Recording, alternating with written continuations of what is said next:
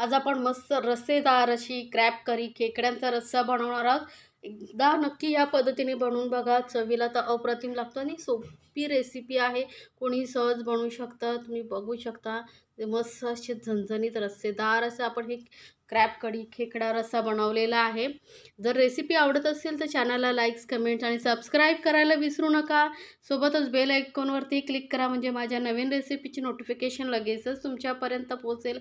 हा रस्सा बघा किती छान पोळीबरोबर, राईसबरोबर एकदम अप्रतिम लागतो. मालवणी पद्धतीने आपण हे बनवणार आहोत. त्यामुळे छान असं चवीला लागतो. बघू शकता तुम्ही किती मस्त असं रस्सेदार आपली ही क्रॅब कढी झालेली आहे. तर सुरुवातीला आपण खेकडे कसे साफ करायचे ते बघणार आहोत. तर इथे बघा मी खेकडे घेतलेले आहेत. हे गावावरून आणलेले त्यामुळे जाळीमधून असे आणलेले आहेत, जिवंत आहेत. तर त्यामुळे मी काय करणार आहे, याला थोडंसं वेळ गरम पाण्यामध्ये ठेवणार आहे. नाहीतर हे खेकडे जे आहेत आपल्याला तोडता येणार नाहीत. तर एका मोठ्या पातेल्यामध्ये मी पाणी घेते. खेकडे घेतलेले आहेत, त्यानंतर यामध्ये पाणी घालते. जिवंत आहेत त्यामुळे मला हात घालायला खूप भीती वाटते, कारण खेकडे खूप मोठे आहेत, हात फोडू शकतात. तर यामध्ये पाणी घालून फक्त मी 2 मिनटं वाफवून घेतलेले आहेत. वाफल्यामुळे काय होतं, हे आता हलणार नाहीत. तर आता याचे आपण डेंगे तोडून घेऊया. किती मोठे आहेत बघा. मस्त असा रस्सा होणार आहे आपला हा खेकड्यांचा. तर असे या पद्धतीने मार्केटमध्येही तुम्हाला सहज मिळतात खेकडे. तर याचे मी जे डांगे आहेत ते तोडून घेते. असे रशीने बांधलेले असतात, पण खूप भीती वाटते साफ करताना, हाताला पकडतील वगैरे तर, आणि ते सोडत नाहीत. त्यामुळे मी थोडं गरम पाण्यामध्ये यांना वाफवून घेतलेलं आहे. त्यामुळे काय होतं, यावरती जी डस्ट वगैरे असते तीही साफ होते आणि आपल्याला खाताना मग जास्त साफ करावा लागत नाही. त्यामुळे गरम पाण्यामध्ये थोडा वेळ ठेवलात ना स्वच्छ होतात. तर आता ह्याचे छोटे छोटे पाय असतात तेही मी तोडून घेते. या पद्धतीने सर्व जे आहेत खेकड्यांचे मी डांगे तोडून घेतलेले आहेत. बघू शकता किती मोठे आहेत. तर परत एकदा स्वच्छ पाण्याने मी धुवून घेते, म्हणजे जरी काही डस्ट वगैरे असेल तर तीही निघून जाईल. तर बघा अजून थोडी ते साफ डेंगे तोडल्यानंतर थोडी डस्ट निघते, तर धुवून घेतलेली. आता हे साफ कसे करायचे, तर बघा सर्वप्रथम हे वरच्या साईडला असं कवच असतं ते काढून घ्यायचं आहे. ते आपल्याला वापरायचं नाही, काढून टाकायचं असं. त्यानंतर या खेकड्याला असं पेचून घ्यायचं. त्यामध्ये किती लाख आहे बघा, जी खूप पौष्टिक असते, त्यामुळे त्याचा वापर आपण करणार आहोत. हे वरच्या साईडला अशी ना जाळी जाळीसारखं असतं, तर तेही काढून घ्यायचं आहे आपल्याला, काढून टाकायचं आहे, त्याचा वापर नाही करायचा आहे. जसं मी व्हिडिओमध्ये दाखवते ना तसं साफ करून घ्या तुम्ही खेकडा. तर बघा सर्व वरचे जे आहेत थोडं कपचं तेही काढून घ्यायचं आहे. तर या पद्धतीने आपण साफ करून घ्यायचं आहे. आता बघा स्वच्छ झालेलं आहे. आता इथे तुम्ही मोठा आहे तर 2 तुकडे करू शकता, पण मी नाही करणार आहे. आणि हे वरचं कपच्यामधलं हे पाणी पण वापरणार आहोत आपण. आणि हे जे ऑरेंज कलरचा लाग दिसतोय ते घेणं खूप गरजेचं आहे. तर काय करायचं, एक मोठा डेंगा घ्यायचा, त्याने हे पूर्ण आपण हे कवच आहे ते साफ करून घेणार आहोत. तर मी इथे कवचाचा वापर नाही करणार, फक्त हे आतलं जे साहित्य, आतलं लाख आहे ती काढून घेणार आहे. तर अगदी बघा मस्त असं क्लीन होतं. आता याचा वापर आपण करणार नाही आहेत, हे मी टाकून देणार आहे. तर या पद्धतीने मी सर्व जे खेकडे आहेत साफ करून घेते. तर खेकडे आपले सर्व साफ करून झालेले आहेत. आता काय करायचं आहे, हे जे छोटे छोटे पाय दिसत आहेत ना तेही आपण वाटून घेणार आहोत. त्यामुळे रस्सा एकदम दाटसर होतो. तर हे आपण नंतर वाटून घेऊ. आधी आपण सर्वप्रथम यासाठी लागणारी चटणी बनवून घेऊया. तर चटणीसाठी मी एक पॅन ठेवलं आहे, त्यामध्ये 2 चमचे तेल घेतलेलं आहे. तेल गरम झालं की यामध्ये आपण घालणार आहोत कांदा. तर 2 मध्यम आकाराचे मी कांदे असे लांबट कापून घेतलेले आहे. ही चटणी वाटून तुम्ही जर रस्सेदार असे खेकडे बनवलात तर अप्रतिम लागतात चवीला. मस्त असे एकदम रस्सेदार होतं ही आपली चटणी घातल्यामुळे. तर मध्यम गॅसवरती मी कांदा व्यवस्थित भाजून घेते आहे. आणि यामध्ये घालते 6 लसणाच्या पाकळ्या आणि थोडंसं आलं, अर्धा इंच एवढं आलं घालायचं, जास्त नाही. आणि हेही कांद्याबरोबर आपण भाजून घेणार आहोत. गॅस मध्यमवरती ठेवलेला आहे. मध्यम गॅसवरती कांदा आणि लसूण वगैरे सर्व साहित्य आपण भाजून घेतलेलं आहे बघा. आता कांद्याचा कलरही चेंज झालेला आहे, तर थोडा अजून हलका कलर चेंज होईपर्यंत आपण भाजून घेणार आहोत. तर जास्त काळसर किंवा लालसर एकदम करायचं नाही आपल्याला. तर बघा कांदा आपला मस्त असा भाजला जातोय.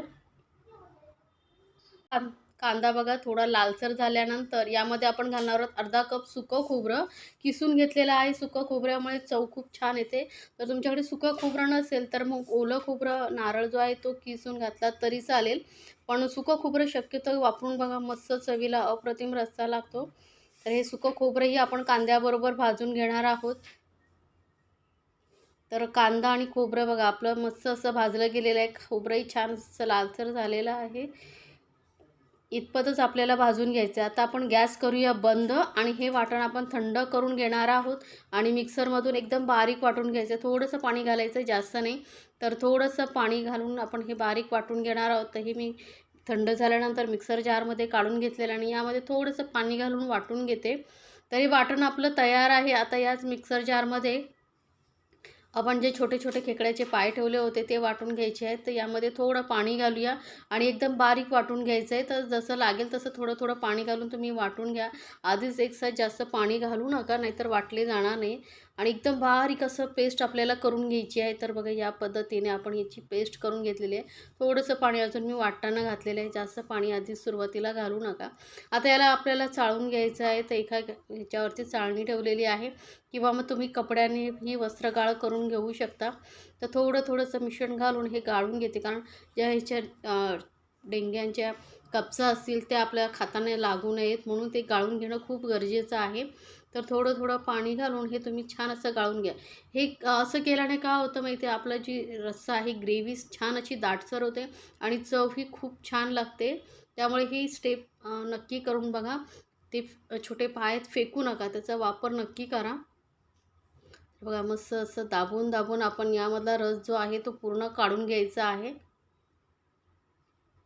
तर या पद्धतीने आता हा जो चौथा उरलेला आहे तो आपण फेकून देणार, त्याचा काहीच उपयोग नाही आहे. तर हा बघा पूर्ण मी रस व्यवस्थित काढून घेतलेला आहे. आता हा चौथा आहे जो मी टाकून देते. मस्त असा दाटसर असा आपला हा रस निघालेला आहे. यामुळेच आपल्या रस्स्याला खूप छान चव येते आणि दाटसरपणाही येतो. आता आपण गॅसकडे वळूया. गॅसवरती 2 चमचे मी तेल गरम केलेलं आहे, मोठे चमचे. त्यानंतर इथे 4-5 लसणाच्या पाकळ्या ठेचून घालायच्या आहेत. ठेचून घातल्यामुळे त्याचा लसणाचा फ्लेवर जो आहे तो तेलामध्ये उतरतो आणि आपल्या रस्स्याला चांगली टेस्ट येते. आता लसूण असा लालसर होईपर्यंत आपल्याला हा तेलामध्ये भाजून घ्यायचा आहे.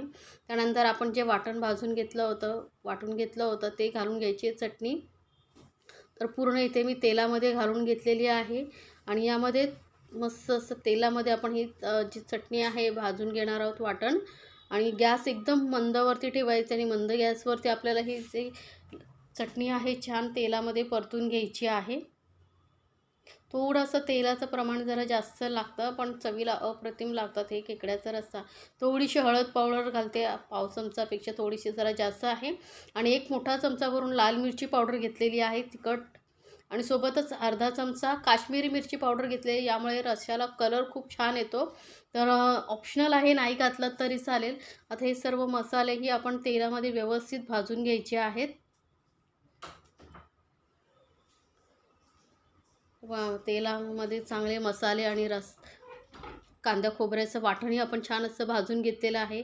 तसं तवंग तेलही छान सुटलेलं आहे. आणि गॅस लक्षात ठेवा एकदम मंदवरती ठेवायची. आणि यामध्ये आता घालूया गरम मसाला. तर अर्धा चमचा एवढा मी गरम मसाला घातलेला आहे. आता ना लाल मिरची पावडर आणि गरम मसाल्याचं प्रमाण तुम्हाला जसं तिखट आवडतं त्यानुसार तुम्ही कमी जास्त करू शकता. आता जे आपण खेकडे साफ करून ठेवले होते ते घालून घेऊया.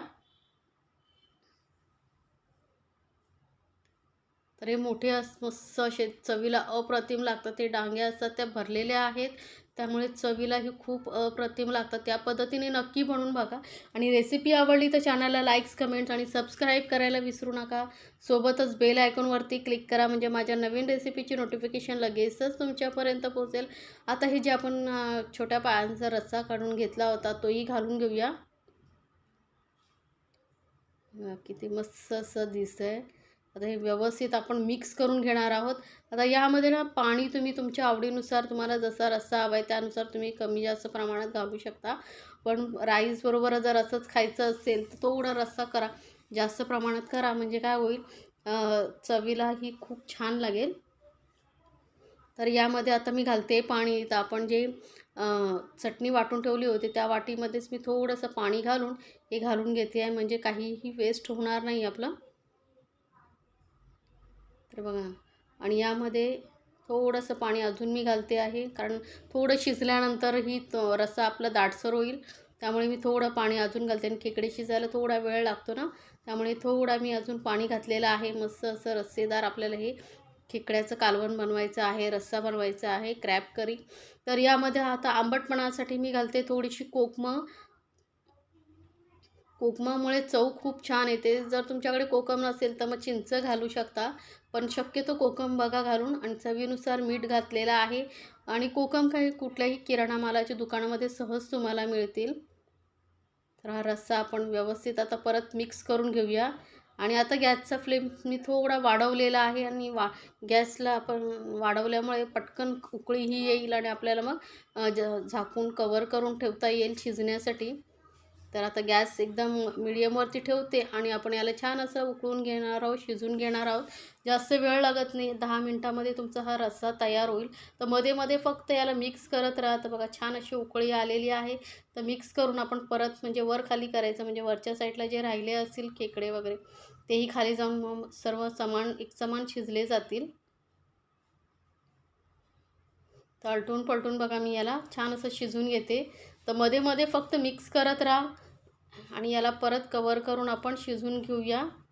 तर बघा, चांगली उकळी आलेली आहे. असंच मध्यम गॅसवरती आपण याला छान असं उकळून घेणार आहोत, कारण खेकड्यांचं कवच कसं बाहेरचं हे कडक असतं, त्यामुळे थोडा वेळ शिजायला लागतो. तर याला कवर करून मी परत शिजवून घेते. तर आता 10 मिनटं झालेली आहेत बघा. मस्त असा तरंगही सुटलेला आहे तेलाचा, आणि रस्साही आपला छान असा दाटसर झालेला आहे, आणि खेकडेही शिजलेले आहेत. तर ही रेसिपी नक्की बनवून बघा, आणि मला कमेंट्समध्ये जरूर सांगा तुम्हाला रेसिपी कशी वाटली. आणि अशाच छान छान रेसिपीसाठी आपल्या चॅनलला सबस्क्राईब करायला विसरू नका. याआधीही माझ्या चॅनलवरती हिरव्या वाटणातले पॉपलेट फ्राय कसं करायचं, फिश करी कशी करायची त्याची रेसिपी आहे, तीही तुम्ही पाहू शकता.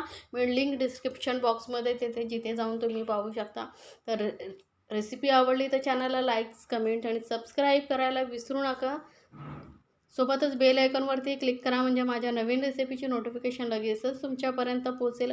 आणि रेसिपी आवडत असेल तर तुमच्या फ्रेंड सर्कलमध्येही जरूर शेअर करा, म्हणजे त्यांनाही या रेसिपीचा आनंद घेता येईल.